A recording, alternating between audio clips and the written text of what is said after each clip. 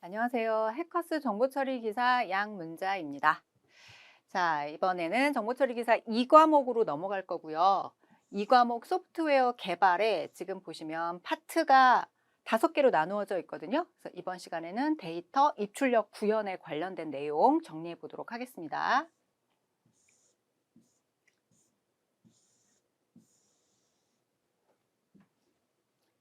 자, 일단 자료 구조와 알고리즘이라는 이름의 챕터입니다. 네, 요 제목의 내용은 우리가 이제 전공자들이 학교에서 전공하면서 굉장히 중요하게 공부하는 부분이거든요. 근데 비전공이신 분들도 사실은 이 자료 구조와 알고리즘에서 그렇게 어려운 문제가 다뤄지지 않기 때문에 개념을 이해하시고 방법을 잘 습득하시면 시험에서 불리하지 않습니다. 굉장히 좋은 점수를 받을 수 있는 그런 파트니까 잘 따라와 주시면 좋겠습니다. 자, 자료 구조의 개요를 한번 읽어볼게요. 자료를 효율적으로 표현하고 저장하고 처리할 수 있도록 정리하는 것을 말한다. 자, 그냥 이렇게 정리를 했죠. 우리가 요리를 잘 하기 위해서 기본적으로 들어가는 그 양념들이나 재료들이 있어요. 뭐 마늘이라던가 파라던가 뭐 청양고추라던가 뭐 만능 간장이라던가 네, 요런 것들은 꼭 필요하잖아요. 그런 것들을 미리 요리를 빨리 잘 하기 위해서 잘 만들어 놓는 거. 네, 그게 바로 자료 구조다. 이런 식으로 머릿속에 개념 잡아 놓으시고 따라오시면 좋겠습니다. 자, 일단 시험에 자주 나오는 분야가 이렇게 자료 구조를 선형 구조와 비선형 구조로 나누었을 때 과연 여기에 나오는 이 스택이니 큐니 이런 목록들이 선형 구조에 해당하는 거냐 아니면 비선형 구조에 해당하는 거냐 요게 시험에 꼭 나오거든요. 그러니까 이렇게 분류해서 외워 놓으셔야 합니다. 자, 선형이라고 하는 건 한 줄로 세울 수 있다라는 의미가 되겠죠. 그래서 순차 리스트는 그냥 이렇게 줄대로 쭉 세워놓은 배열 같은 거라고 생각해 주시면 되겠고요. 그 다음 연결 리스트가 있습니다. 연결 리스트는 어떤 하나의 자료가 있을 때 이 뒤에 누구랑 연결되어 있는지 내 뒷사람을 알고 있는 그런 구조예요. 이게 계속 엮이면 체인처럼 이렇게 얽히겠죠. 네, 요런 구조를 말하는 거예요. 결국은 내 뒤에 누가 있지? 따라가 보면 그 뒷사람은 또 내 뒤에 누가 있지? 이걸 엮으면 한 줄로 선형 구조가 된다라는 의미가 되겠습니다. 자, 그다음 스택과 큐와 데크가 있는데 이거 뒤에서 좀 더 자세하게 볼 거고요. 그리고 여기 보면 비선형 구조가 있죠? 비선형 구조 두 가지만 외워주시면 돼요. 트리하고 그래프입니다. 네, 트리라고 하는 거는 나무를 이렇게 거꾸로 엎어놓은 듯한 우리 왜 요런 그림들 많이 볼 수 있잖아요. 뭐 조직도라던가 네, 요런 거 볼 때 많이 볼 수 있는 그림인데 요런 트리 그리고 그래프는 지하철 노선도 생각하시면 됩니다. 네, 그런 트리나 그래프는 비선형 구조에 해당하는 거니까 이거 외에 나머지 것들은 거의 선형 구조에 해당하는 거구나 라고 이렇게 일단 두 개로 나누어서 꼭 외워놓고 시작을 해주시면 좋겠습니다. 자, 그럼 선형 구조 하나하나 자세하게 한번 살펴보도록 하겠습니다. 자, 첫 번째가 순차 리스트였거든요. 자, 순차 리스트 보니까 리스트에 나열한 데이터들이 일정한 순서를 가지고 있는 구조이다. 이렇게 정의가 되어 있습니다. 그리고 각 요소가 인덱스를 통해 접근 가능하다. 이런 설명도 있고요. 세 번째 설명 보니까 요소들이 메모리상에 연속적으로 배치되어 있다. 자, 이렇게 세 가지 특징을 가지고 있는 것이 순차 리스트라고 생각하시면 되겠습니다.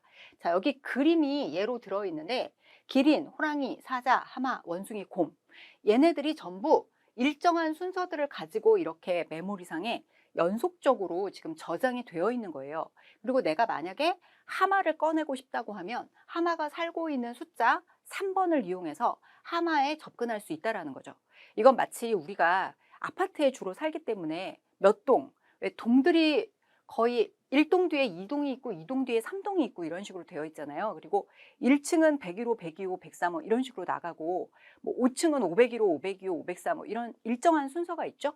네, 그런 식으로 배치되어 있는 자료 구조가 순차 리스트가 되겠습니다. 자, 그다음 연결 리스트 볼게요. 연결 리스트는 각 요소가 다음 요소에 대한 참조를 가지고 있어 연속적으로 데이터를 저장하는 방식이다라고 되어 있습니다. 저는 예전에 학교에 다닐 때 그 집집마다 전화가 없었거든요. 그러니까 스마트폰 같은 것들을 갖고 있지 않을 때여서 방학을 할 때면 항상 담임 선생님이 이렇게 반장에 전화번호를 저장하세요. 그럼 반장이 본인 뒤에 뭐 1번에 전화번호를 저장하고 있고 1번은 2번에 전화번호를 저장하고 있고 이런 식으로 해서 비상연락망이라고 하는 걸 가지고 방학을 시작을 했었습니다.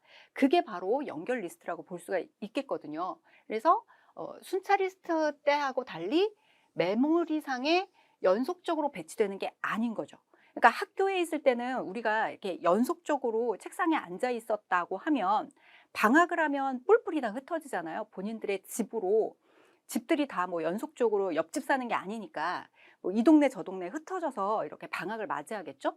그렇기 때문에 이렇게 한 사람한테 연락하면 그 다음 사람한테 연락하고 그 사람은 또 다음 사람에게 연락하고 이런 식으로 해서 비상적인 무슨 급하게 모여야 될 일이 생겼을 때 모두를 다 소집할 수 있는 그런 구실로 비상 연락막을 만들었었어요. 근데 이게 바로 연결 리스트라는 거죠. 지금 보시는 것처럼 기린이 호랑이를 넥스트로 갖고 있네요. 그러니까 나는 내가 연락해야 되는 사람은 호랑이야. 사람이 아닌가요? 네, 내가 연락해야 될 동물은 호랑이야. 이렇게 알고 있다가 연락이 들어오면 네, 호랑이한테 이렇게 접근을 하게 되는 거고요. 그리고 호랑이는 내가 다음으로 연락해야 될 동물이 사자니까 나한테 접근이 들어오면 내 다음은 사자야라고 알려주겠죠. 자, 그렇기 때문에 만약에 하마에게 연락을 하고 싶으면 하마에게 바로 접근을 하는 게 아니라 헤드가 가리키고 있는 부분부터 시작해서 기린의 뒤에, 그럼 뒤로 가면 여기고요. 또 호랑이의 뒤에, 그 뒤에 이런 식으로 해서 내가 원하는 그 데이터에 접근할 수 있는 이런 성질을 가지고 있는 것이 연결 리스트가 되겠습니다. 자, 세 번째는 스택이 나옵니다. 네, 스택은 한쪽 끝에서만 자료를 넣거나 뺄 수 있는 선형 구조이다. 한쪽 끝에서만 자료를 넣거나 뺄 수 있는 그런 자료 구조입니다. 그 아래 보니까 네, 가장 마지막에 삽입된 데이터가 가장 먼저 제거되는 후입 선출. 자, 여기 보면 리포라고 이렇게 파란색으로 색깔이 변형되어 있잖아요. 그러니까 이건 꼭 외워야 된다는 거죠. 네, 요 말은 last in, first out이라는 뜻으로 마지막에 들어온 게 먼저 나간다. 이런 의미가 되겠습니다. 그래서 리포, 요거는 스택 이렇게 꼭 외워주세요. 자, 요 스택은 함수를 호출했을 때, 괄호 짝 맞추기 할 때, 그리고 문자열을 역순으로 변환할 때, 그리고 일시적인 데이터를 저장할 때, 요럴 때 사용하는 그런 자료 구조가 되겠습니다.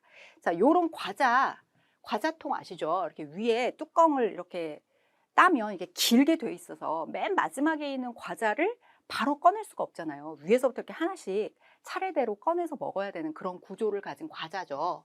자, 요렇게 한쪽으로만 구멍이 있기 때문에 들어가는 입구도 하나고 나가는 입구도 하나고. 자, 그래서 지금 들어온 순서는 A가 먼저 들어갔거든요. 근데 맨 마지막에 있는 바닥으로 깔린 거예요. 그리고 그 다음 B가 들어왔죠. C, D, E, F. 그러니까 마지막에 들어온 F가 맨 위에 있기 때문에 나갈 때는 이렇게 F, E, D, C, B, A 반대 순서대로 나가게 된다. 이런 규칙을 가지고 있는 게 스택이 되겠습니다.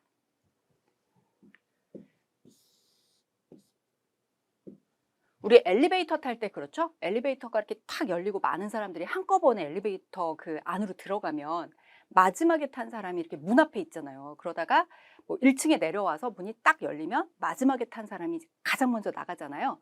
네, 그게 바로 스택이라고 생각하시면 되겠는데 스택에서는 사용하는 연산 4가지를 소개하겠습니다. 자, 푸시하고 팝은 꼭 알고 계셔야 돼요. 푸시는 넣는 동작이고요. 팝은 꺼내는 동작이라고 보시면 되겠습니다. 스택의 맨 위에 새로운 데이터를 추가하고자 할 때 푸시라고 하는 연산을 사용하게 되고요. 팝이라는 연산을 사용하게 되면 맨 위에 있던 게 가장 나중에 들어온 거니까 그 나중에 들어온 데이터가 제거되는 그런 역할을 하겠죠. 네, 그거 외에도 피크라는 연산은 스택의 맨 위에 있는 데이터가 무엇인지 알고 싶을 때 네, 지금 보시면 제거는 안 하고요. 팝은 제거하는 거였죠. 삭제하는 거였는데 피크는 제거하는 게 아니라 마지막에 있는 맨 위에 있는 게 뭐야? 마지막에 들어온 데이터가 뭐야? 라고 했을 때 알려주는 그런 용도로 사용된다고 보시면 되겠습니다. 자, 그리고 공백 확인 is empty라고 하는 연산이 있는데 요거는 스택이 비어 있는지 네, 확인하는 용도로 사용하는 연산이 되겠네요. 자, 이제 스택은 이따가 기출문제를 풀면서 좀 더 자세하게 알아볼 거고요. Q를 한번 보도록 하겠습니다.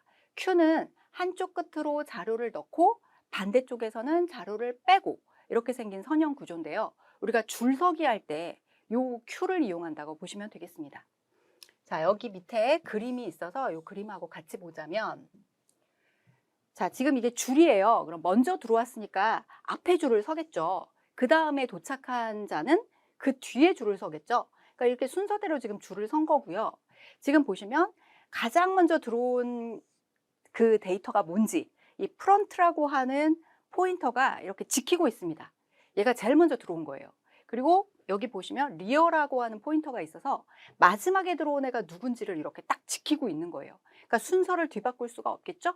그래서 얘가 제일 먼저 들어왔으니까 얘가 가장 먼저 서비스를 받아야 하고 이 60은 가장 나중에 들어왔으니까 가장 끝에 서비스를 받아야 한다. 이런 규칙을 적용하고 있는 게 Q가 되겠습니다. 자, Q는 스텝과 다르게 저 위에 보시면 파란 글씨로 P4라고 적혀 있는데 먼저 들어온 애가 먼저 나간다. 자, 이런 선입선출 방식으로 동작을 한다는 거를 기억해 주시면 되겠고요. 이게 언제 쓰이느냐? 프린터 작업 관리. 자, 프린터 작업 관리. 여러 컴퓨터가 프린터 한 대 쓰잖아요. 그런데 이제 프린터 인쇄 버튼을 이렇게 막 다다다닥 여러 군데에서 아무리 잘 빨리빨리 눌러도 그 순서가 큐에 들어가기 때문에 프린터 작업을 먼저 누른 사람 순서대로 얘가 공평하게 출력을 해줍니다. 자, 그럴 때 사용하는 거고요. 프로세스 스케줄링, 데이터 스트림 처리 이런 거 할 때도 큐를 사용합니다. 그리고 실시간 시스템, 통신 시스템, 다양한 애플리케이션에서 순서가 중요할 때 먼저 요청이 있었을 때 먼저 서비스가 나가야 하는 그런 구조를 가진 모든 애플리케이션에서 널리 사용되는 중요한 자료 구조가 되겠습니다. 자, Q도 스택대하고 마찬가지로 연산이 있는데요. 인큐가 있고요. 이거는 새로운 데이터가 와서 추가하는 거예요. 근데 이제 마지막에 뒤늦게 들어온 거니까 뒤에 줄을 서야 되겠죠? 이쪽으로 인큐가 일어나겠죠? 네, 그거 기억해 주시면 되겠고요. DQ는 인큐의 반대입니다. 이건 제거하는 거여서요. Q의 앞에 있는 데이터가 제거된다.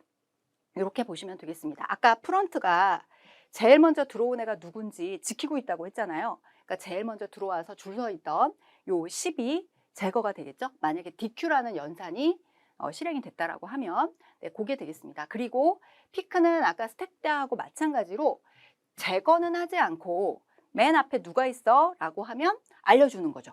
10이 있어요. 뭐 이런 식으로 알려주는 그런 동작을 할 때 피크라는 연산을 사용하면 되겠고요.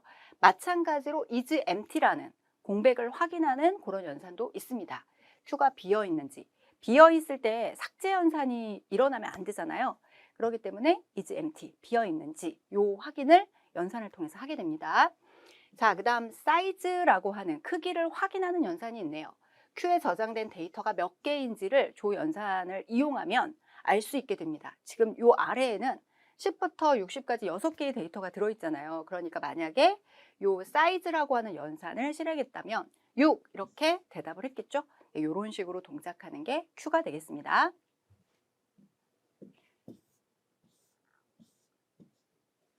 자, 이번에는 데크입니다. 데크는 Q의 뭐 약간 발전된 변형이라고 보시면 되겠는데 양쪽 끝에서 삽입과 삭제가 모두 가능한 데이터 구조가 되겠습니다. Q는 한쪽 방향으로는 들어오고 한쪽 방향으로는 나가잖아요.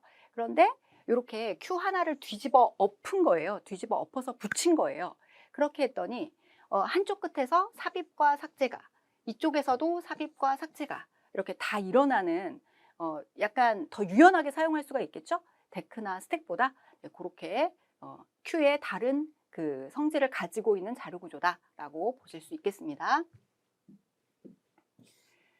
자, 선형 구조를 쭉 한번 알아봤고요. 이번에는 비선형 구조입니다. 비선형 구조는 두 가지만 우리가 외우자고 했었죠. 트리라는 거하고 그래프 이 두 가지만 아시면 되는데 일단 트리부터 보겠습니다. 트리는 자료 간 계층 관계를 가진 계층형 자료 구조가 되겠습니다. 아까 조직도 어떤 회사의 조직도 같은 것들 이런 식으로 그림을 그리잖아요. 맨 위에 회장님 계시고 회장님 그 아래에 뭐 이사진 몇 명이 있고 이사 밑에 뭐 부장이 있고 과장, 뭐 대리 뭐 이런 식으로 순서가 있을 때 계층을 이루면서 그림을 그릴 수가 있는 것처럼 이런 계층형 자료 구조가 바로 트리가 되겠습니다.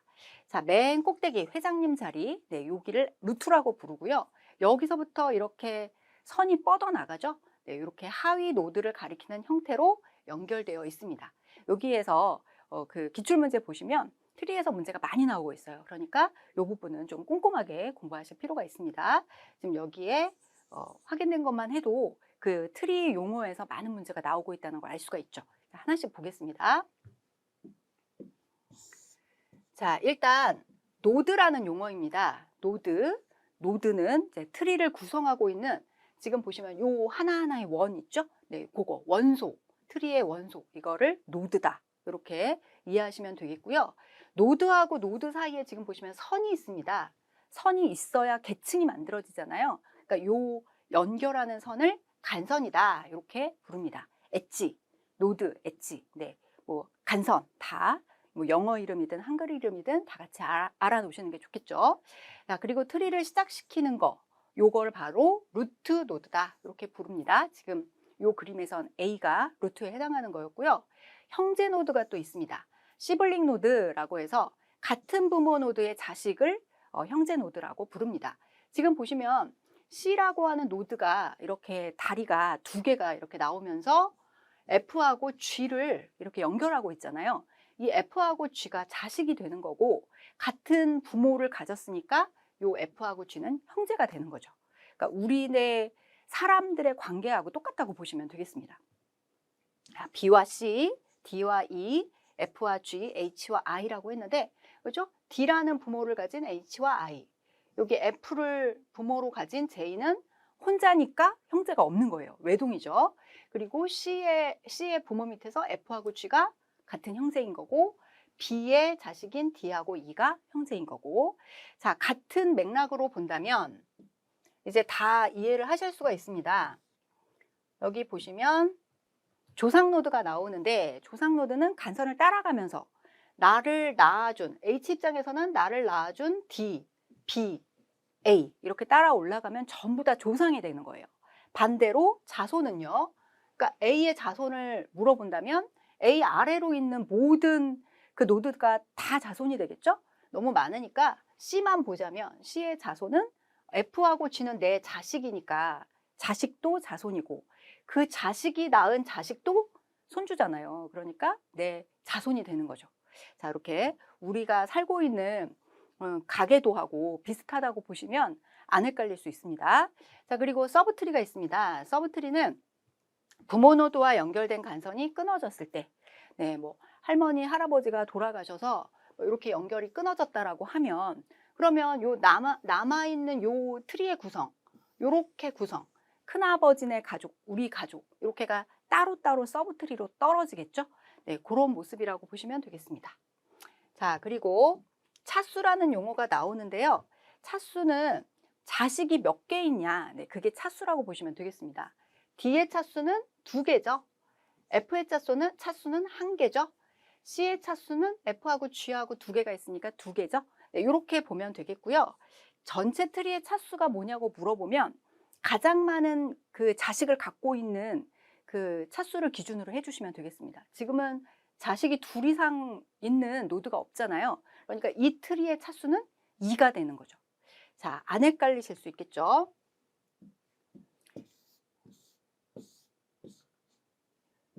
밑으로 내려가니까 이제 또 하나 더 보자면 단말 노드가 있습니다. 단말 노드는 차수가 0인 노드입니다. 그러니까 자식을 가지지 않은 아직 미혼인 거죠. 그러니까 자, 싱글인 자식 노드가 없는 노드를 단말 노드다 이렇게 부르는 거고요. 그다음 높이, 뭐 뎁스라던가 레벨이라던가 이런 용어가 또 나올 수가 있습니다. 요거는 루트에서 노드에 이르는 간선이 몇 개 있느냐라고 따지면 되겠습니다. 그러니까 이렇게 자식이 트리가 이렇게 구성이 되어 있다라고 하면 만약에 여기에 나와 있는 요 노드의 그 뎁스를 물어보면 간선이 1개, 2개 이렇게 연결되어 있기 때문에 2라고 대답을 해주시면 되는데 그건 이제 여기 가장 루트를 0으로 보고 여기가 0, 여기가 1, 여기가 2 이런 식으로 내려온다고 확인하시면 되겠습니다. 레벨도 같은 거고요. 그리고 차수대하고 마찬가지로 이 높이도 노드의 높이가 있고 트리의 높이가 있는데 트리의 높이를 만약에 물어봤다고 하면 트리에 있는 노드 중에서 그 높이 값이 가장 큰 게 전체 트리의 높이하고 같다 이렇게 볼 수가 있겠습니다. 지금 제가 그려놓은 거는 2까지밖에 안 내려가니까 이 전체 트리의 높이가 2가 되는 거겠죠. 네, 그렇게 확인하실 수가 있습니다. 자, 그 다음 이진 트리를 보도록 하겠습니다. 트리는 트리인데 앞에 이진이라는 말이 붙었잖아요. 그러니까 최대 2개의 자식 노드를 가질 수 있는 그런 트리가 이진 트리가 되겠습니다. 자, 지금 보시면 요 오른쪽에 나와 있는 그림이 A도 자식이 2개가 있고 B도 자식이 2개가 있고 즉 최대 2개만 가질 수 있는 거예요. 그래서 F 같은 경우에는 자식이 하나 있잖아요. 요건 가능한 거죠. 요건 가능한 거예요. 요런 트리 구조가 이진 트리입니다. 그리고 위에서 아래로 내려오면서 지금 원들이 채워져 있고요. 왼쪽에서 오른쪽으로 원들이 채워져 있는 거예요. 여기는 지금 이제 비어 있는 거를 표시를 한 건데 요 얘기를 가지고 여기 왼쪽에 있는 요 포함 관계를 한번 따져볼 수가 있겠습니다. 가장 큰 범위 안에 트리가 있죠. 네, 계층 관계를 이루면 트리예요. 그렇죠? 노드하고 간선이 있으면 트리가 되겠는데 이 안에 이진 트리가 있습니다. 트리가 이렇게 생긴 것도 트리잖아요. 자식이 3개가 있어도 트리인데 이러면 안 되고 꼭 둘 이하로만 가지고 있어야 한다라고 정의해 놓은 게 이진 트리여서 트리 안에 이진 트리가 있습니다. 그죠? 그리고 그 이진 트리 안에 이진 트리의 종류 중에도 지금 보면 완전 이진 트리와 편향 이진 트리가 있을 수가 있습니다. 자, 요거는 일단 완전 이진 트리라고 하는 게 아까 제가 말씀드렸던 자식이 2 이하이면서 위에서 아래로 채우고 왼쪽에서 오른쪽으로 채우는 그런 트리를 완전 이진 트리다라고 정의를 하는 거고요. 편향 이진 트리라고 하는 것은 한쪽으로만 이렇게 치우친 거예요. 이렇게 치우치면 이쪽 오른쪽으로는 자식이 없고 왼쪽으로만 자식들이 쭈루루룩 지금 이렇게 계층을 이루고 있잖아요. 이렇게 한쪽으로 치우치면 편향 이진 트리라고 부릅니다. 자, 그리고 이 제일 안쪽에 보시면 포화 이진 트리가 있는데 지금 같은 경우는 요건 완전 이진 트리죠. 요 그림은 완전 이진 트리고요. 여기에 만약에 이렇게 마저 둘씩 꽉 채워져 있어서 빈틈이 없이 이진 트리가 완성이 됐다라고 하면 그게 바로 포화 이진 트리다라고 할 수가 있겠습니다. 자, 이진 트리 또 머릿속에 잘 정리를 해 놓으세요. 자, 이번에는 이진 트리의 순회 보겠습니다. 요 부분이 또 그 2과목의 문제 굉장히 많이 나옵니다. 그래서 조금 어려우실 수도 있는데 확실하게 꼭 외우고 꼭 알고 가셔야 되는 거거든요. 이게 이제 외우는 게 아니라 사실은 이해하시면 어렵지 않습니다. 이진 트리의 모든 노드를 일정한 순서에 따라 방문하는 과정입니다. 아무렇게나 방문하면 내가 여기 갔었나? 이럴 수 있고요. 갔던데 또 갈 수도 있고요. 막 이러잖아요. 그렇기 때문에 모든 노드를 일정한 순서에 따라서 방문하는 과정이 이렇게 딱 공식화되어 있다고 하면 갔던데 또 가지 않을 거고 모든 곳들을 공평하게 한 번씩 다 방문할 수가 있잖아요. 그래서 이런 순회 방법을 익히셔야 합니다. 자, 순회하는 방법은 3가지예요. 전이 순회, 중이 순회, 후이 순회입니다. 전이 앞전자고요. 가운데 중자고 뒤 후자잖아요. 그러니까 어떤 걸 앞에 하고 어떤 걸 중간에 가고 어떤 걸 뒤에 가겠다라는 말이냐라고 한다면 네, 이렇게 루트를 그렇죠? 주어가 빠졌는데 루트를 먼저 찾아갈래요? 루트를 중간에 찾아갈래요? 루트를 뒤에 찾아갈래요? 네, 이렇게 분류를 했다라고 보시면 되겠습니다. 자, 이렇게 3가지 방법이 있어서 루트를 먼저 찾아가는 전이 순회 같은 경우에는 루트 먼저 가고 그 다음 자식을 찾아가야 되는데 왼쪽 자식을 항상 오른쪽보다 먼저 찾아가는 거는 어디나 다 마찬가지예요. 왼쪽 자식, 오른쪽 자식 이런 순서로 찾아간다고 보시면 되겠습니다. 중2는 루트를 가운데 가는 거예요. 그러니까 왼쪽 자식 그리고 루트 그리고 오른쪽 자식 이런 식으로 세 개가 순서를 정하고 있는 거고요. 뒤 후자를 가지고 있는 후위순에는 부모를 그러니까 루트를 가장 마지막에 그러니까 왼쪽 자식, 오른쪽 자식 그다음 마지막이 루트가 되는 거죠. 자, 이렇게 세 가지를 꼭 알아놓으셔야 합니다. 영어 이름도 뭐 프리오더, 그다음에 인오더, 포스트오더 이렇게 세 가지가 있으니까 문제가 어떻게 주어져도 헷갈리지 않고 잘 찾아가실 수 있으면 되겠는데요. 이를테면 이런 거거든요. 자, 전이순회는 루트를 먼저 간다고 했으니까 요거를 전이순회로 순회하시오라고 하면 A, B, C 이렇게 적으시면 되는 거예요. 자, 그 다음에 두 번째 중위순회는 A를 그러니까 루트를 중간에 간다고 했으니까 B, A, C 이렇게 쓰시면 되는 거고요. 그 다음에 후위순회는 루트를 마지막에 찾아간다고 했으니까 B, C, A 이렇게 쓰시면 되는 거예요. 자, 되게 쉬운데 이걸 왜 이 문제가 이렇게 많이 나오고 이 문제를 왜 이렇게 어려워하냐면 이렇게 트리가 이렇게 세 개로 이루어지지 않으니까 그런 거예요. 자, 하지만 방법을 딱 이해하시면 어렵지 않습니다. 자, 예제 문제를 하나 풀어보시면 확실하게 이해하실 수가 있는데요. 아래의 트리를 전이, 중이, 후이 순회하시오. 한 번씩만 다 해볼게요. 만약에 요거를 전이부터 한다라고 하면 전이는 요 루트를 먼저 가는 거잖아요. 그러니까 A를 일단 자신 있게 쓰시면 돼요. 자, A를 자신 있게 쓰시고 그다음 A의 왼쪽 자식이 하나가 아니잖아요. 그룹이잖아요. 그러니까 여기가 왼쪽 자식의 그룹이거든요. 근데 여기를 다 끝내지 않으면 이쪽으로 못 넘어가는 거예요. 그것만 딱 기억하시면 돼요. 그러니까 A 지금 갔죠. 그리고 왼쪽 자식을 찾아왔어요. 그랬더니 왼쪽에도 가족들이 있는 거예요. 자, 가족이 있으면 여기로 내려와서 이 B하고 D로 이루어져 있는 저 서브 트리만 보세요. 자, 그럼 여기서도 전이니까 부모를 먼저 찾아가야겠죠?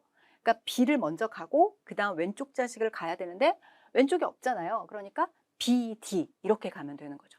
그래서 여기다가 B, D 이렇게 적으시면 되는 거고요. 자, 왼쪽 자식이 끝났잖아요. 그러면 오른쪽 자식으로 넘어왔어요. 자, 이렇게 오른쪽 자식으로 넘어오니까 여기도 또 다른 서브트리가 있잖아요. 그럼 저 서브트리 안에서도 전위 순회법을 쓰시면 되는 거예요. 전위는 부모 루트를 먼저 가는 거였죠. 그러니까 C, E, F, C, E, F 이렇게 적으시면 된다는 거죠. 자, 지금 제가 여기 적어드린 거 요 내용 잘 이해해 주시고요. 만약에 처음에 많이 헷갈리시면 이렇게 묶으세요. 이렇게 묶어가지고 치환을 하시면 돼요. 치환. 여기를 A로 놨으면 뭐 여기를 가, 여기를 나 이렇게 치환을 해놓으세요. 그럼 어떻게 쓰면 돼요? A, 가, 나 이렇게 써놓으신 다음에 가를 따로 챙기시는 거예요. 가만 딱 띄워놓고 보시는 거예요. 그러면 B하고 D밖에 없으니까 루트를 먼저 가야겠네? 그럼 B. 그 다음 왼쪽 자식이 없네? 그러면 B, D네? 그럼 여기다 이렇게 B, D라고 쓰시는 거죠. 나는요? 나만 또 나중에 따로 보시는 거예요. 자, 이렇게 나만 똑 떨어뜨려서 따로 보면 여기도 부모가 있고 루트가 있고 왼쪽 자식, 오른쪽 자식이 있으니까 C, E, F네? 라는 걸 알 수 있죠? C, E, F네? 이렇게 안 다음에 나중에 이제 합체하는 거죠. A, B, D, C, E, F. 이렇게 적으시면 되겠습니다. 자, 처음에 좀 헷갈리시더라도 여러 번 연습하시면 어렵지 않습니다. 자, 그러면 전이가 끝났어요. 그럼 중이도 마찬가지예요. 중이는 요 루트를 가운데 하겠다고 했으니까 왼쪽을 먼저 하는 거예요. 그럼 여기가 왼쪽이잖아요. 여기를 끝내고 그 다음에 A를 하고 그 다음 여기 오른쪽 자식으로 가는 거죠. 아까처럼 해볼게요. 여기를 가라고 치환하고 여기를 나라고 치환을 했어요. 중이니까 가, A, 나 이렇게 쓰는 거예요. 이렇게 써놓고 가 따로 하는 거죠. 자, 가 따로 합니다. 가에 갔더니 이렇게 조그만 트리가 됐어요. 그러면 부모를 루트를 중간에 가는 거니까 왼쪽 자식 없어요? 그럼 BD죠. 그럼 여기다가 BD라고 쓰세요. 맞죠? 자, 그리고 오른쪽에 나로 왔어요. 그러면 또 한 세트에 이렇게 부모와 자식으로 이루어져 있는 트리가 보이잖아요. 그러면 지금은 중이니까 요 루트를 가운데에 놓는 거였죠. 그러니까 ECF라고 쓰세요. 그리고 한 번에 이렇게 엮으시면 되는 거죠. 괄호를 풀고 그러면 BDA, ECF 이렇게 적으면 중위순회가 끝납니다. 자, 이제 느낌이 오셨으면 후이도 마저 해보겠습니다. 그럼 여기가 가고 여기가 나예요. 후이니까 루트를 마지막에 간다. 가고 나 가고 그 다음 A를 가겠습니다. 이렇게 써놓고 나서 가는 어떻게 하나요? 가만 이렇게 보는 거죠. 이렇게 보고 여기서는 부모를 마지막에 루트를 마지막이에요. 왼쪽 자식 없고 D, B 이렇게 써놓는 거예요. 그 다음 여기 오른쪽으로 와서 여기서도 부모를 마지막에 가는 거죠. 그러니까 EFC 여기죠. EFC 그리고 이제 끝났으니까 엮으면 되죠. DB, EFC, A 이렇게 적으면 끝이 됩니다. 자, 요거 문제풀이 할 때 또 여러 번 할 거니까 처음에 좀 어렵다고 느끼셔도 여러 번 연습하시면 어렵지 않습니다. 자, 그리고 그래프입니다. 비선형 구조에서 트리하고 그래프하고 두 개만 알면 된다고 했는데 트리는 이제 여러분들이 이해를 하셨을 것 같고요. 그래프입니다. 그래프는 객체와 아까 트리에서도 이렇게 하나하나의 원소를 노드라고 했었잖아요. 네, 그거를 똑같이 사용합니다. 노드, 정점 이렇게 쓰는데 그걸 객체라고 본 거고요. 그 객체를 연결하는 선들, 트리하고 비슷하죠. 근데 트리는 사이클이 일어나지 않는 거고요.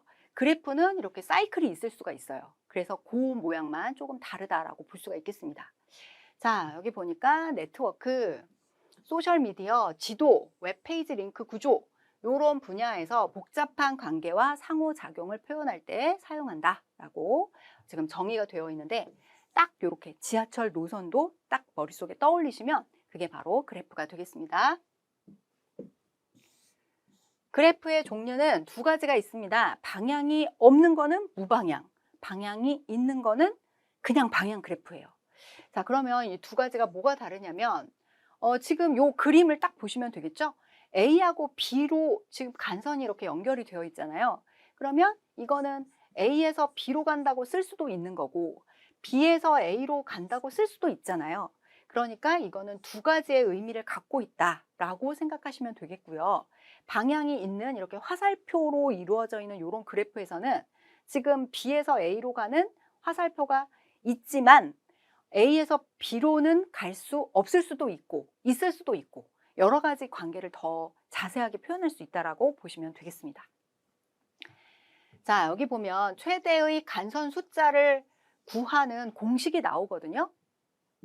네, 공식이 이렇게 있는데 이거 뭐 굳이 이렇게 외우실 필요까지는 없을 것 같아요. 왜 그러냐면 만약에 이런 문제가 나오면 이렇게 그리세요. 이렇게 4개를 그리세요. 그리고 이 4개를 연결할 수 있는 선을 이렇게 그려보세요. 그러면 정점이 4개고 그 다음에 간선이 6개가 나오잖아요.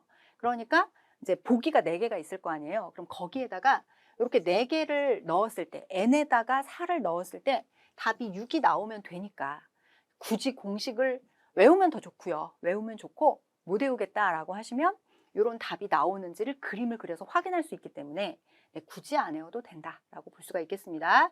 그 다음에 방향 그래프는 여기서 나누기를 했던 게 없어졌어요. 왜 그러냐면 가는 것, 오는 거 서로 다른 성격이기 때문에 다 따로따로 쳐야 되는 거죠. 그래서 여기는 지금 2배의 차이가 나는 거예요. 그렇겠죠? 자, 일단 공식을 외우면 좋고 못 외우겠으면 그림을 그려서 확인할 수 있다. 요 정도 하겠습니다.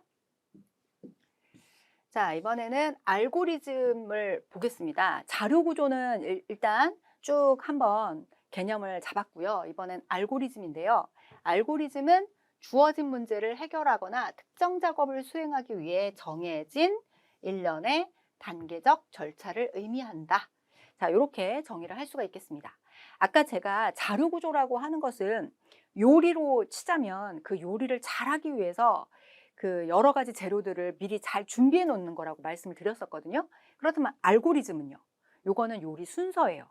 요리 순서. 그렇죠? 라면도 이렇게 요리하려고 하면 그 라면 봉지 뒷면에 순서가 이렇게 쭈루룩 정리가 되어 있잖아요. 1, 뭐 물을 끓인다. 끓기 시작하면 뭐 면을 넣는다. 뭐 스프를 넣는다. 4분간 끓인다. 이게 바로 알고리즘이라고 보시면 되겠습니다. 자, 그렇다면 자료 구조와 알고리즘이 어렵지 않으시겠죠? 자, 알고리즘의 성능이라는 얘기가 나오는데요. 자, 알고리즘이 성능이 좋은지 나쁜지를 뭘로 체크를 할까요? 만약에 뭐 자동차라고 하면 이 자동차가 뭐 속도가 어디까지 나오지? 뭐 연비가 어떻게 되지? 뭐 이런 걸 가지고 성능을 우리가 체크할 수가 있잖아요. 성능이 좋네 안 좋네 이렇게 평가할 수가 있는데 알고리즘은 뭘 가지고 체크할지 고민이 됐을 거 아니에요. 그래서 지금 보시면 시간 복잡도, 공간 복잡도 이렇게 두 가지를 통해서 분석된다라고 정의를 하고 있습니다.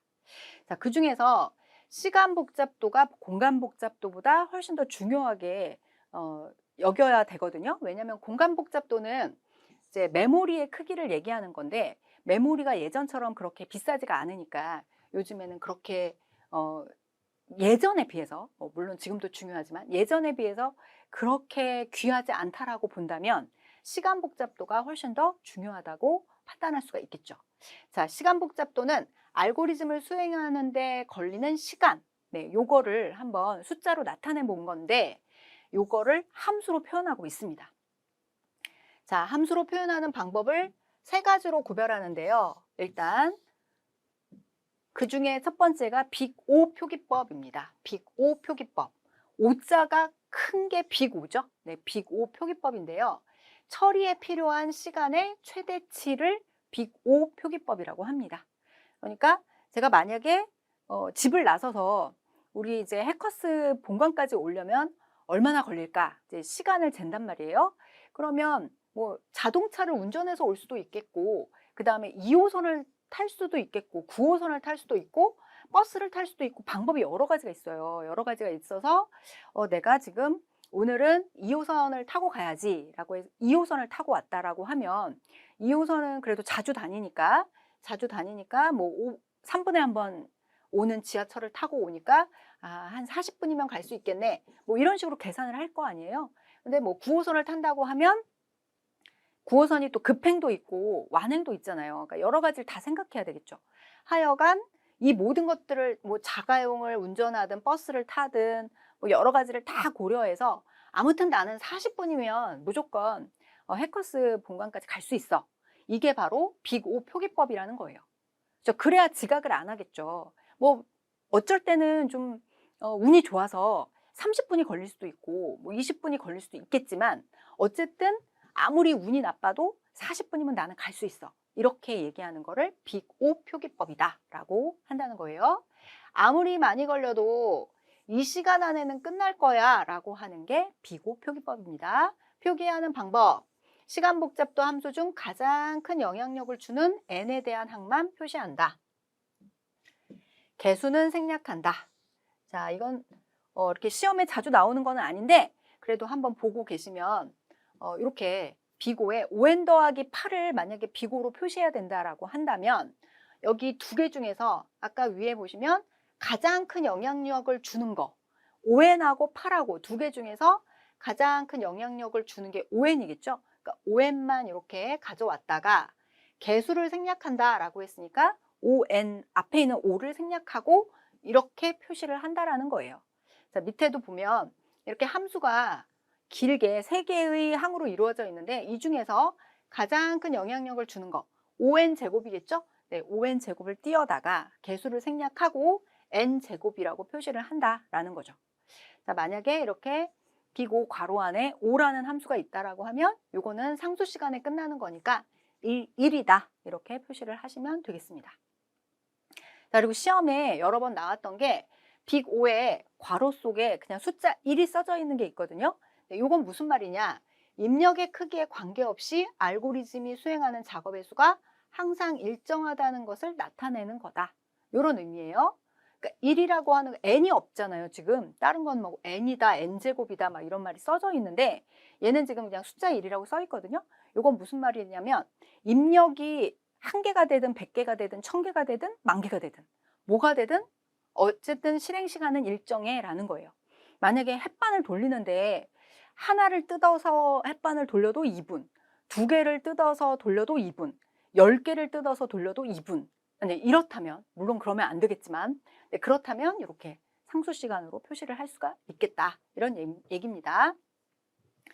자, 두 번째 방법은 빅 오메가 표기법인데요. 이거는 처리에 필요한 시간의 최소치가 되겠습니다. 내가 집에서 해커스까지 오는데 택시 타고 무조건 20분에 바로 올 수가 있어 라고 한다면 그게 빅 오메가 표기법이라는 거죠. 가장 최소한의 시간을 나타내는 거예요. 그리고 빅 세타 표기법이 있습니다. 요거는 중간, 평균값을 구한 거다라고 볼 수가 있겠습니다. 상한과 하한을 동시에 의미하는 거로 구별할 수가 있겠죠. 자, 아까 말씀드렸던 것처럼 공간 복잡도는 시간 복잡도에 비해서 그렇게 중요하게 다루고 있지는 않은데 알고리즘이 실행되는 동안 사용하는 메모리 양의 척도가 되겠습니다. 네, 이런 것들은 뭐 재기적으로 자기 자신을 계속 부른다거나 뭐 동적 할당법 아직 공부하지 않았지만 이제 그런 거를 하려면 메모리를 좀 많이 잡아먹거든요. 네, 거기에서 사용되는 그런 용어라고 볼 수가 있겠습니다. 자, 알고리즘 설계 방법입니다. 다양한 문제를 효과적으로 해결하기 위해 고안된 전략과 방법론을 이렇게 구별해가지고 지금 4가지만 여기서 소개를 했습니다. 여기에 시험이 몇 번 나온 적이 있거든요. 근데 이제 그렇게 어렵게 나오지는 않았고요. 개념만 알면 풀 수 있게끔 문제가 나오고 있으니까 너무 걱정하지 마시고 요런 게 있구나, 설계 방법에 요런 게 있구나라고 이름하고 그다음에 요 의미 정도만 알고 계시면 되겠습니다. 일단 디바이드 앤 컨커, 분할 정복이 있습니다. 그러니까 커다란 문제를 내가 해결해야 되는데 이 커다란 문제를 해결해야 할 엄두가 안 나는 거예요. 내가 김장을 100포기를 해야 되는데 나 혼자 이거를 어떻게 해야 돼? 도저히 엄두가 안 나는 거예요. 그러면 이거를 잘게 잘게 분할하는 거죠. 그래서 뭐 배추를 뭐 절이는 작업이 있고 속을 만드는 작업이 있고 뭐 여러 가지 작업이 있잖아요. 이렇게 잘게 잘게 다 이렇게 분할하는 거예요. 분할을 하면 그 하나의 작업, 만약에 무를 채 썬다라고 하면 그 작업 하나는 내가 할 수가 있잖아요. 그러니까 그 정도로 계속 작게 만든 다음에 하나씩 하나씩 해결해서 나중에 그거를 취합하는 거죠. 그러면 김장을 완성하는 거잖아요. 네, 그렇게 문제로 분할하고 작게 분할하고 하위 문제를 독립적으로 해결하고 그거를 결합해서 내가 원래 하려고 했던 김장을 완성하는 네, 그런 느낌이라고 보시면 되겠고요. 퀵정렬, 병합정렬, 이진탐색 이런 것들이 분할 정복의 예가 되겠습니다. 자, 그 다음 두 번째는 동적 프로그래밍, DP 이렇게 줄여서 부르기도 하는데 이 동적 프로그래밍은 복잡한 문제를 간단한 하위 문제로 나누고 분할 정복하고 똑같은 설명이 나왔습니다. 하위 문제의 해답을 저장하여 네, 이 부분이 다른 거라고 볼 수가 있겠습니다. 분할 정복은 그냥 나눠서 각자 하위 문제를 해결해서 합친다. 네, 이것만 아시면 되는데 동적 프로그래밍은 하위 문제의 해답을 저장해서 같은 문제가 나왔을 때 그 저장된 걸 이용하는 거예요. 그러니까 조금 더 발전된 형태라고 볼 수가 있겠죠. 그래서 피보나치 수열, 최단 경로 문제, 배낭 문제 이런 것들을 풀 때 요 DP, 동적 프로그래밍이 이용이 되는데 한 번 했던 계산을 반복하지 않고 아까 저장했던 걸 꺼내 쓴다라고 하는 게 중요한 포인트가 되겠습니다. 자, 이번에는 탐욕 알고리즘입니다. 탐욕 알고리즘은 문제 해결을 위해 각 단계에서 최적이라고 생각되는 선택, 눈앞에 있는 것들 중에서 나한테 가장 좋은 거를 그때그때 선택하는 거예요. 그게 바로 탐욕 알고리즘입니다. 자, 다익스트라 알고리즘, 프림 알고리즘, 크루스칼 알고리즘 이렇게 그래프를 가지고 거리를 계산하는 그런 알고리즘들이 전부 거의 전부는 아닌 거고요. 그 중에 일부가 탐욕 알고리즘을 적용한 예가 되겠습니다. 자, 그리고 백트래킹이라고 하는 알고리즘이 기법이 있는데 이거는 가능한 모든 해를 탐색하기 위해 해를 구성해 나가다가 계속 구성해 나가다가 조건을 만약에 만족하지 않는다라고 하면 더 이상 뒤로 진행하지 않고 가던 길을 돌아서 여기로 가봤자 답이 없어 라고 하고 포기하고 위로 올라오는 거예요. 네, 그런 기법이 백트래킹이 되겠습니다. 이름하고 이렇게 간단한 개념 정도만 알고 계셔도 문제를 풀 수가 있으니까 여기는 이렇게 복잡하게 공부하지 않아도 될 것 같습니다. 자, 이번에는 정렬입니다. 데이터의 집합을 일정한 순서에 따라 재배열하는 것을 정렬이라고 합니다. 그래서 이 정렬된 데이터를 가지고 검색, 합병, 최적화 이런 작업들을 할 수 있기 때문에 기본은 항상 정렬을 해야 되는 거죠. 우리도 이렇게 책장에 책도 항상 정렬해 놓고 모든 거를 이렇게 순서대로 정리를 하잖아요. 네, 그런 거라고 볼 수가 있겠습니다. 자, 정렬의 그 중요한 것들 중에 가장 기본적인 거 버블 정렬부터 볼 건데요. 버블이 이렇게 거품이 뽀글뽀글 올라온다라는 의미라고 볼 수가 있겠고요. 요거는 인접한 두 개의 레코드를 비교해서 크기가 순서대로 되어 있지 않으면 서로 교환하는 알고리즘이 버블 정렬이다라고 정의해 놓으시면 되겠습니다. 네, 정렬 문제도 자주 나오고 있기 때문에 이제 어떻게 하는 건지 방법을 꼭 알고 계셔야 되거든요. 자, 만약에 이렇게 숫자가 5172라고 되어 있으면 버블 정렬은 이렇게 두 개씩 비교를 하는 거예요. 두 개를 비교해서 1하고 5하고 키가 안 맞네? 그럼 바꿔야 되겠죠? 자리를 이렇게 바꾸는 거예요. 두 개가. 바꿨죠. 그러면 다시 5하고 7하고 비교를 해요. 안 바꿔도 되죠? 7하고 10하고 비교해요. 안 바꿔도 되죠? 2하고 10하고 비교해요. 그럼 2가 작으니까 10하고 자리를 바꾸는 거예요. 자, 이러면 1, 5, 7, 2, 10 이게 1회전 끝인 거죠. 자, 그러면 가장 큰 숫자가 맨 뒤로 가게 되어 있어요. 그러니까 만약에 버블 정렬을 하고 1회전이 끝난 결과를 구하세요 라고 한다면 가장 큰 숫자가 맨 뒤에 가 있겠구나 라는 걸 예상하시고 문제를 풀어주시면 되겠습니다. 자, 그럼 두 번째 회전에서는 또 이렇게 두 개 비교하겠죠? 자리를 안 바꿔도 되고요. 이렇게 두 개 안 바꿔도 되고요. 이렇게 두 개를 비교하니까 2가 7보다 작잖아요. 자리를 바꿔요. 얘가 2고 얘가 7이야. 이렇게. 그러면 1, 5, 2, 7, 10. 자, 어떻게 됐나요? 아까 10은 자기가 가장 크기 때문에 맨 뒤로 갔고요. 2회전이 끝나면 두 번째로 큰 숫자가 자기 자리를 찾게 되는 거예요. 자, 3회전은 또 남은 3개를 가지고 같은 방법을 또 진행하면 되겠죠? 1하고 5, 안 바꿔도 되고 2하고 5, 바꿔야 되니까 이렇게 바꾸면 1, 2, 5, 10, 70 이렇게 되면서 3개의 숫자가 자기 자리를 찾게 되는 거고요. 이렇게 끝까지 하게 되면 모두가 다 완성된 자리를 찾게 된다는 거죠. 자, 그러면 버블 정렬 이해하셨겠죠? 요 버블 정렬은 최선의 경우 시간 복잡도가 빅 O, N이 되겠습니다. 이건 왜 그러냐면 이미 정렬이 끝났다면 1, 2, 3, 4, 5를 가지고 버블 정렬 하세요 라고 했어요. 그러면 이렇게 비교하고 이렇게 비교하고 안 바꿔도 되네? 안 바꿔도 되네? 안 바꿔도 되네? 이렇게 끝까지 갔다가 한 번도 교환이 일어나지 않으면 이거는 정렬이 끝난 상태니까 더 이상 안 봐도 되겠네 라고 해서 정렬을 마무리를 하거든요. 이럴 경우에는 n번, 그러니까 입력된 개수만큼 그 시간이 걸린다 이런 의미고요. 그렇지만 최악이라던가 평균을 구해보니까 n제곱, 만약에 5개의 입력값이 들어오면 25번 뭐 이런 식으로 입력을 그 실행의 횟수가 이루어진다라고 볼 수가 있겠습니다. 자, 그 다음 두 번째는 삽입정렬입니다.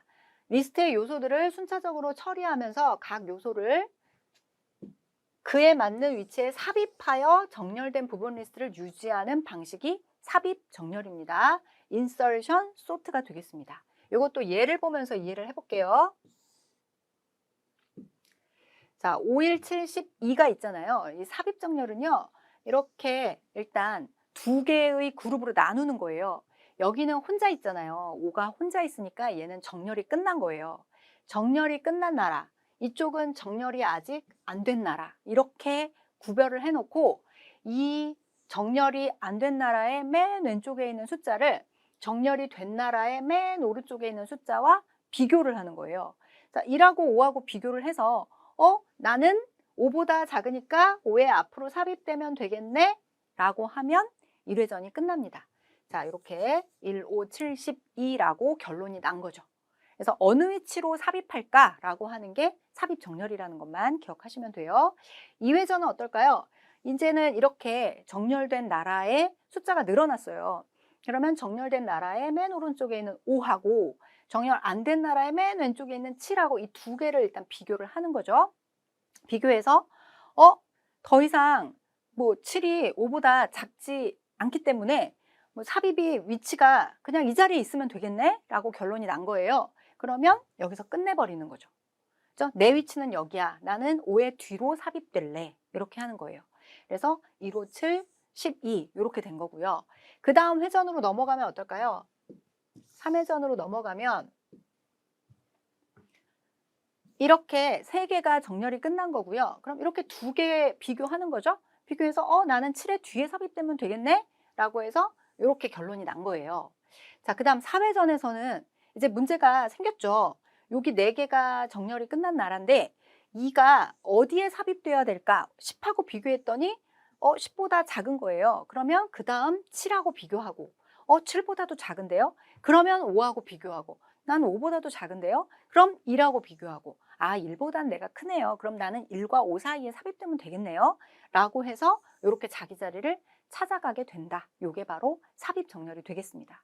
자, 요거 평균 시간 복잡도 이렇게 비고가 n제곱이 나오는데 정말 운이 좋다면 이것도 n번 만에 끝낼 수가 있습니다. 이미 다 정렬이 끝난 상태라면 바로 이렇게 두 개씩 비교를 해서 나 그냥 이 자리에 있으면 되네. 이것만 계속 했다라고 하면 이렇게 n번 만에 끝낼 수도 있는 그런 정렬법이다. 이 정도만 알고 계셔도 되겠습니다. 자, 세 번째는 선택 정렬입니다. 정렬되지 않은 리스트에서 가장 작은 요소를 찾아내어 정렬된 부분 리스트의 끝에 추가하는 과정을 반복해서 정렬을 수행한다 라고 했는데 어렵지 않습니다. 자, 이것도 5, 1, 7, 12가 있잖아요. 그러면 이 중에서 제일 작은 애를 찾는 거예요. 제일 작은 애를 찾으니까 얘가 제일 작아요. 작으면 얘가 첫 번째 자리에 오면 되는 거예요. 그렇죠? 그래서 이렇게 둘이 자리를 바꿔요. 그래서 1과 5가 자리를 바꿨습니다. 그럼 1회전이 끝난 거예요.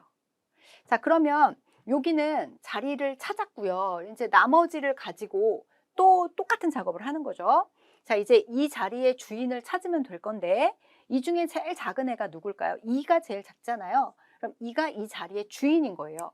그래서 5하고 2가 자리를 바꾸는 거죠. 자, 3회전 두 번째 자리까지는 자리 주인을 찾았고요. 이제 이 자리의 주인을 찾아야 되잖아요. 그러면 남은 숫자 중에 제일 작은 애를 찾아요.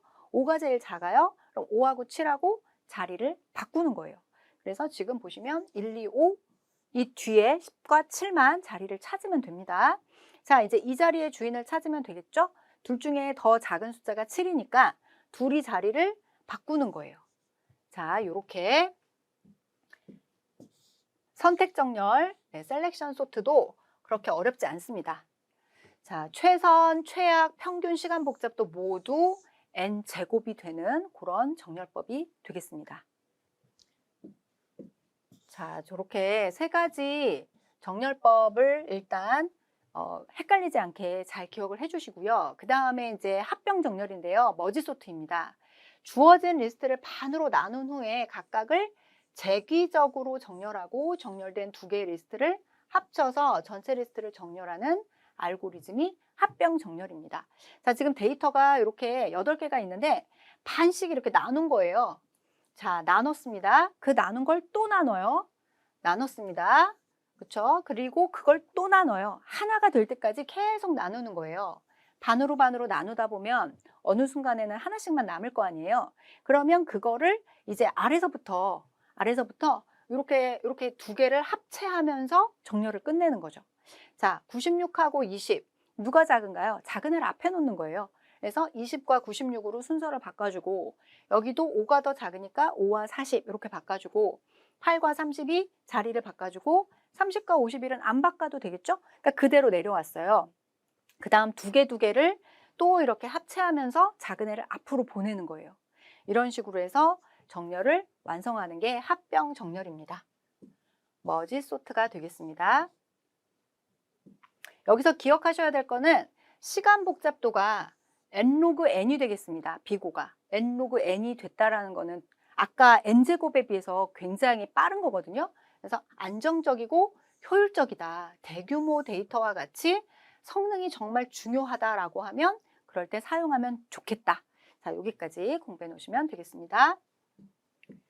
자, 그 다음 퀵정렬입니다. 퀵정렬은 아까 디바이드 앤 컨커라고 하는 알고리즘의 예로 나왔던 정렬이었거든요. 네, 요거는 분할 정복 방식을 기반으로 동작합니다. 리스트를 분할하고 각 부분을 재귀적으로 정렬하는 방법을 사용하는 거죠. 자, 요거는 피벗이 중요한데요. 피벗을 맨 앞자리로 한다라고 했지만 때에 따라서는 뭐 맨 끝을 사용하기도 하고요. 가운데 자리로 뭐 정하기 나름이기 때문에 피벗은 바뀔 수 있다는 거 기억해 주십시오. 근데 보통 시험 문제에는 피벗을 맨 앞자리로 잡습니다. 이렇게 피벗을 앞자리로 잡고 그 다음에 포인터가 두 개가 있어야 되는데 레프트하고 그 다음에 라이트 두 가지의 포인트가 있어요. 그래서 지금 레프트는 왼쪽에서 오른쪽으로 이동하면서 5보다 큰 숫자가 나오면 멈추게 되어 있습니다. 그래서 쭉 오다가 5보다 큰 수가 7이니까 여기서 멈춘 거예요. 반대로 라이트는 오른쪽에서 왼쪽으로 이동을 해서 오면서 5보다 작은 숫자를 만나면 멈춥니다. 그래서 이렇게 쭉 오다가 4가 5보다 작으니까 멈췄어요. 그럼 두 개를 교환시켜주면 되거든요. 그래서 여기가 4가 되고 여기가 7이 됩니다. 그리고 레프트가 왼쪽에 있고 라이트가 오른쪽에 있잖아요. 그럼 이 상태라면 가던 길을 계속 가면 돼요. 그래서 쭉 가면서 5보다 큰 10에서 레프트가 멈췄겠죠? 그리고 쭉 오다가 5보다 작은 3에서 멈췄겠죠? 라이트는. 그래서 두 개를 또 순서를 바꿔서 3과 10으로 자리를 바꿔주는 거예요. 자, 그리고 또 아직도 레프트가 왼쪽이고 라이트가 오른쪽이니까 가던 길을 계속 가는 거예요. 그래서 쭉 가서 레프트는 5보다 큰 애를 만나면 멈추는 거니까 여기서 멈췄겠죠. 여기 10에서 멈췄을 거고 라이트는 이렇게 쭉 오다가 5보다 작은 애가 2니까 여기서 멈춘 거예요. 근데 지금 보시면 레프트가 오른쪽, 라이트가 왼쪽 이렇게 어긋났거든요. 이렇게 되면 멈추는 거예요. 1회전이 끝난 거고요.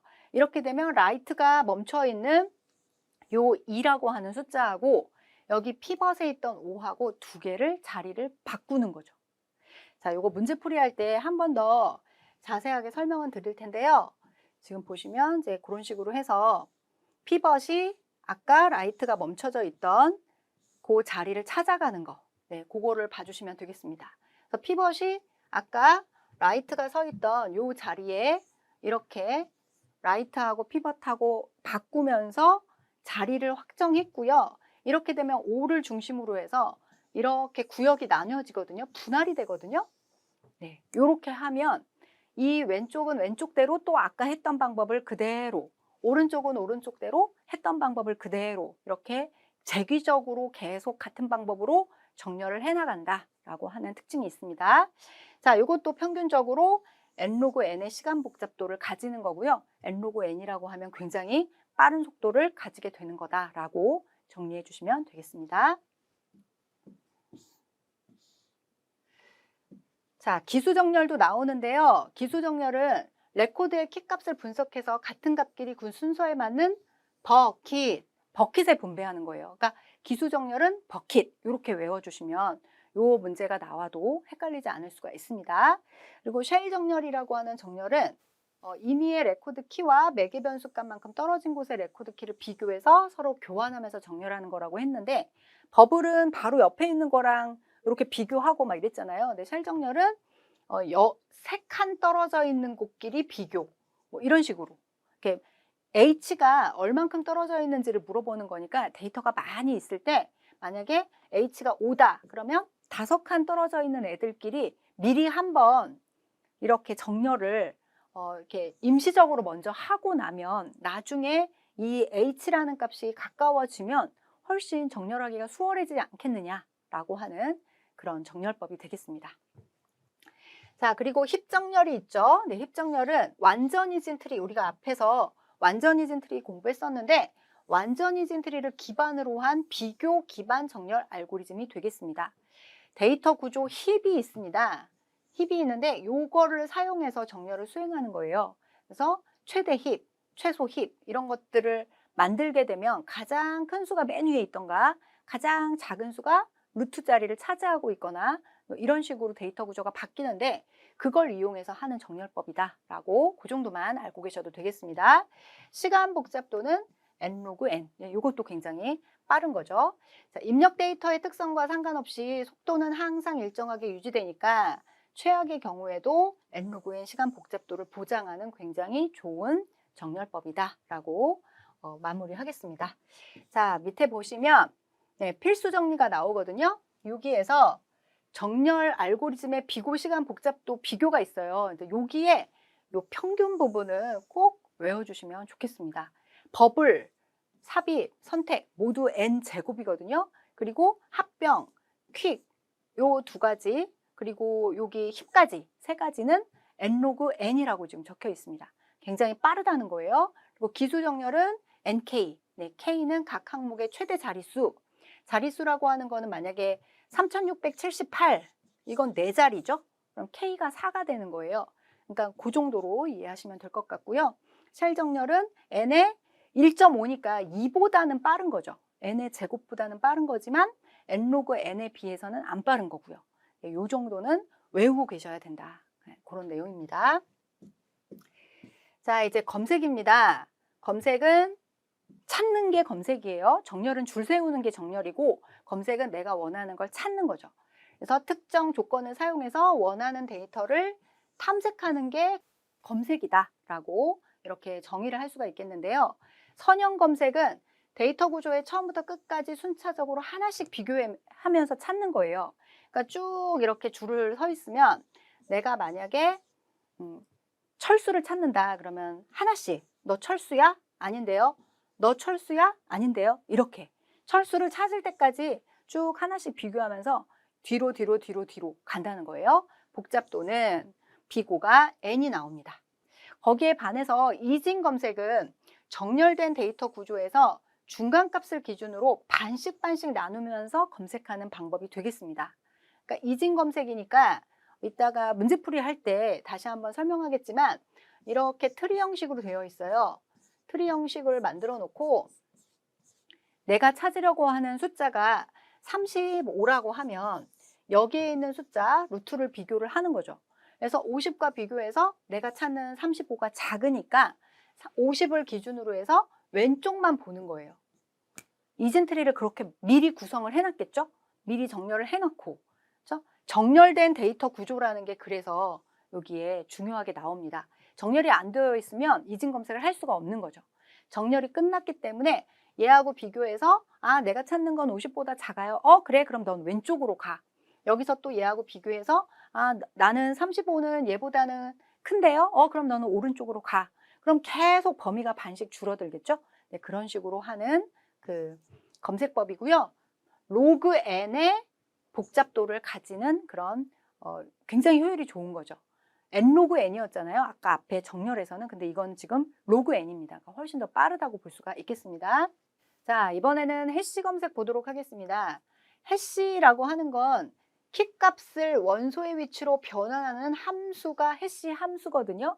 그러니까 도서관에 예전에는 가면 그 자리를 배정하는 그 기계가 있었어요. 그래서 이렇게 누르면 너는 35번 자리로 가라고 하면서 이렇게 자리표가 나오는 그런 도서관 기계가 있었는데 그게 바로 해시 함수라고 할 수가 있겠습니다. 그럼 나는 그 값을 들고 뭐 35번 자리다. 그럼 그거를 들고 35번 붙어 있는 테이블을 찾아가서 앉으면 되겠죠.